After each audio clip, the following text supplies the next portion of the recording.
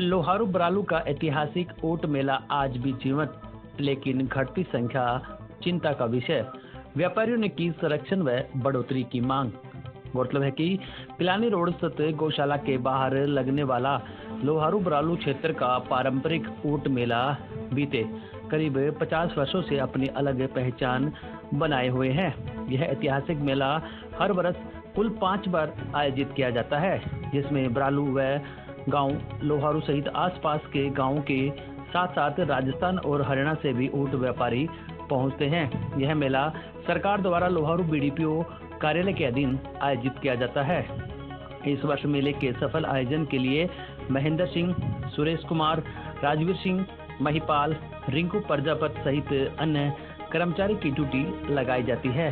प्रशासन की देखरेख में यह मेला करीब 3 दिन तक चलता है, जिसमें ऊँटों की खरीद बिक्री के साथ साथ ऊँटों से जुड़े विभिन्न पारंपरिक कार्य भी होते हैं।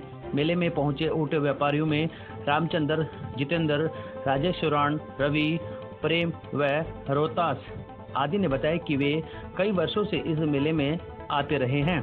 पहले इस मेले में भारी संख्या में ऊँट और खरीदार आते थे, लेकिन अब स्थिति बदल गई है।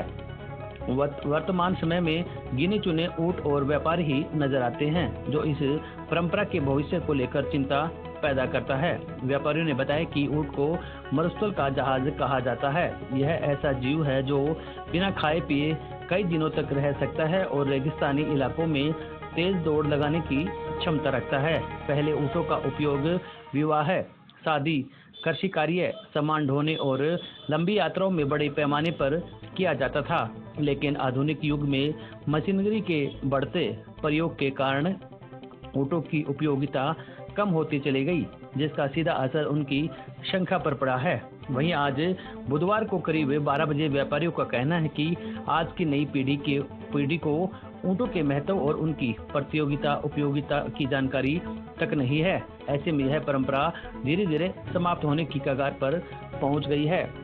उन्होंने सरकार और प्रशासन से मांग की है कि ऊँटों के संरक्षण और उनकी संख्या बढ़ाने के लिए विशेष योजनाएं चलाई जाए, ताकि यह सांस्कृतिक धरोहर सुरक्षित रह सके। वहीं मेले में वर्षों से दुकानदारी कर रहे दुकानदार प्रेम ने बताया कि वे लंबे समय से ऊँटों की जरूरत का सामान और ऊँटों के श्रृंगार से जुड़ी वस्तुएं बेचते आ रहे हैं। पहले मेले में अच्छा व्यापार होता था, लेकिन अब हालत यह है कि मुश्किल से रोजमर्रा का खर्चा निकल पाता है।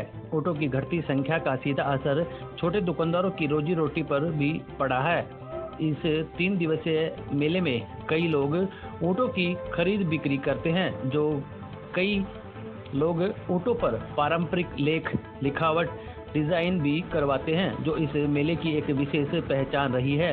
कुल मिलाकर यह मेला केवल व्यापार का माध्यम नहीं, बल्कि क्षेत्र की संस्कृति, परंपरा, लोक जीवन से गहराई से जुड़ा हुआ है। स्थानीय लोगों और व्यापारियों का मानना है कि यदि समय रहते ऊँटों के संरक्षण और प्रोत्साहन के लिए ठोस कदम नहीं उठाए गए, तो आने वाले वर्षों में यह ऐतिहासिक ऊँट मेला केवल यादों तक ही सीमित रह जाएगा।